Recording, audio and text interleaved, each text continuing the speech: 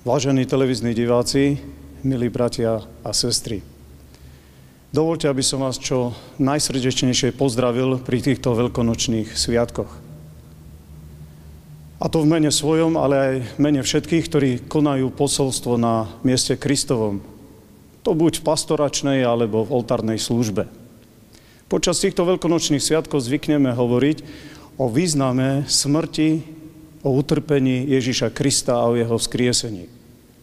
Hovoriť o tejto pravde a rozumieť jej nie je vôbec ľahké. Dalo by sa to prirovnať a vysvetliť napríklad ku ceste.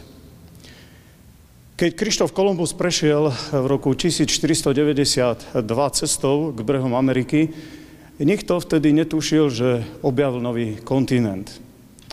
Ale nie v tom sa stalo niečo výnimočné. Stalo sa to v tom, možno to najvýnimočnejšie, že objavil novú cestu.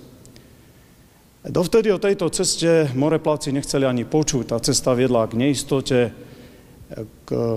ku koncu hraníc sveta, podľa vtedajších predstav, a viedla dá sa povedať, k zániku. Ale keď prešiel touto cestou, stala sa táto cesta reálnou a ďalší moreplavci, ktorí prešli po tejto ceste, potom putovali k reálnym cieľom. Niečo podobné sa stalo Ježišovi Kristovi. Ježiš Kristus, ako vyznáva od nepamäti sveta cirkev, v apoštolskom vierovyznaní vyznáva o Ježišovi toto. Trpel pod Ponským Pilátom, ukrižovaný umrel a pochovaný bol. Zostúpil do pekiel, v tretí deň vstal z mŕtvych, vstúpil na nebesa, sedí na pravici Boha Otca Všemohúceho. Odtiaľ príde súdiť živých i mŕtvych. Je to cesta, ktorou prešiel Kristus. A touto cestou je vlastne Kristus spojený so Svetou cirkvou. Teda s každým jedným, kto po tejto ceste kráča a vyznáva meno Ježiša Krista.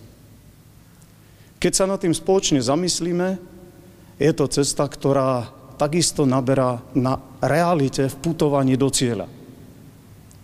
Preto o tom stále premýšľame, uvažujeme a o tom napísal úžasne aj apoštol Peter tieto slova. Požehnaný Boh a Otec nášho Pána Ježiša Krista, ktorý nás zo svojho veľkého milosrdenstva skriesením Ježiša Krista z mŕtvych znovu zrodil pre živú nádej. K neporušiteľnému, nepoškvrnenému a nevednúcemu dedičstvu odloženému v nebesiach vám. A ďalej píše, nevideli ste ho a milujete ho. Ani teraz ho nevidíte a veríte v neho. A radujete sa nevýslovnou radosťou plnou slávy, dosahujúc cieľ svojej cesty, spasenie duši. Prajem vám hojnosť Božieho požehnania, Božích darov a Božej milosti počas týchto dní. Ďakujem.